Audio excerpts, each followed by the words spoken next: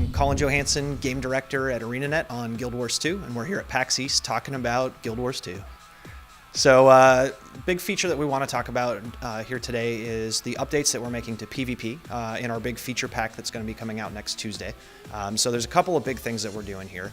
One of them is we're making the ability to make a build in PvP a lot easier to do. It's something where we really want people to be able to jump into PvP, make a build really quickly, and then just press play and go. We feel like that, that's a big part of the experience in PvP. Our games last about 10 minutes or less. They're really quick. You can get in, get a game, get out, get another game going, swap your build now in like 2 minutes or less, and then get in and play another game. And we feel like that pace, that sense of being approachable, that you can jump in at launch and get some games in, is really important to us from an accessibility standpoint and a fun standpoint as well. So the new PvP build maker is literally just a little tool you pop open when you're in PvP. It has about 6 steps that you click through to select your build. You go to your traits, you select your traits, you click play, and you're ready to go. And that's a pretty big simplification down from the amount of customization that you had to do before. And ironically, it's actually no less complex, really. All we're doing is we're removing a lot of little steps in between to make it very quick to click, select, and go. So that's one of the big changes that we're making, and we think that's going to be really exciting for our PvP players because it means they can just really change their build a lot, and they don't have to invest a lot of time in doing that. So that's one of the big updates. Another one is we're adding a new system called reward tracks to PvP.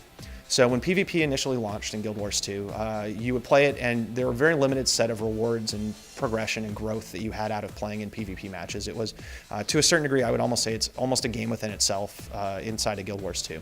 And we're kind of knocking that wall down. So when you're playing in PvP now, you're going to get gold, you're going to get experience and levels, you're going to get items, and you're going to get a bunch of unique skins. All of those as rewards for playing inside of PvP. And those come from the form of reward tracks. And a reward track is basically a set of rewards that you can select, and there's a list of different reward tracks that you can choose to be on. And as you play PvP games, you progress down those reward tracks, and you end up just getting those rewards, and you start getting items that give you levels, you get gold, you get items that go in your inventory, and those are all things that your character can use and take out in the world and have a sense of progression and feel like the time you're spending in PvP is helping your character grow.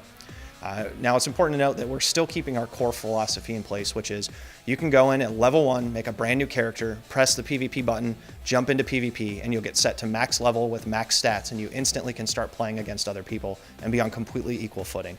And that's really important to us on the PvP standpoint, as we feel like we need to have a balanced battleground there. Everyone should have the same statistic equality. We don't want you to have to go power your character up to get to max level before you can go play PvP. We just want you to be able to jump in and have fun. So we're not removing that part. All we're doing is we're giving a sense of the stuff you do in PvP helps your character grow for when you go out in the rest of the world. So that's another big change that we're doing.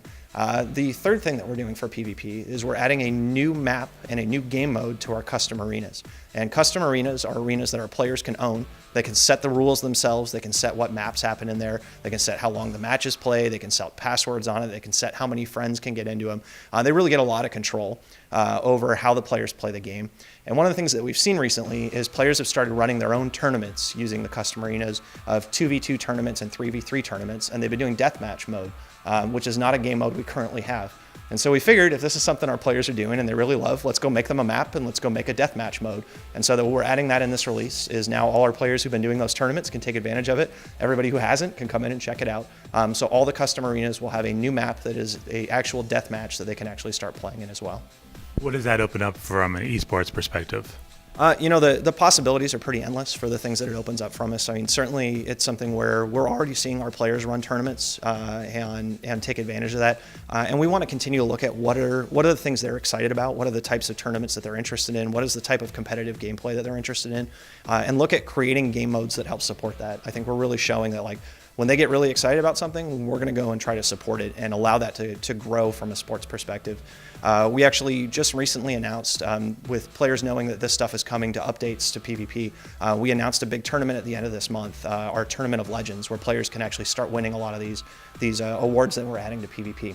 And I think the most teams that we've ever had sign up for a tournament in the past, we had our championship last year at PAX in August, and I think we had about 60 teams sign up for the qualifiers for that. Our Tournament of Legends in less than a week has had over 200 teams already register for it, and this will be the largest event by far that we've had in Guild Wars history, and it's continuing to grow. So we're really excited about what this means for the future of competitive gaming in our game. We're also in our World versus World game mode, which is hundreds of players fighting in giant open world PvP, and these are castle battles and keep sieges and towers, knocking down doors with battering rams, all of that. We're currently running our very first World versus World tournament right now.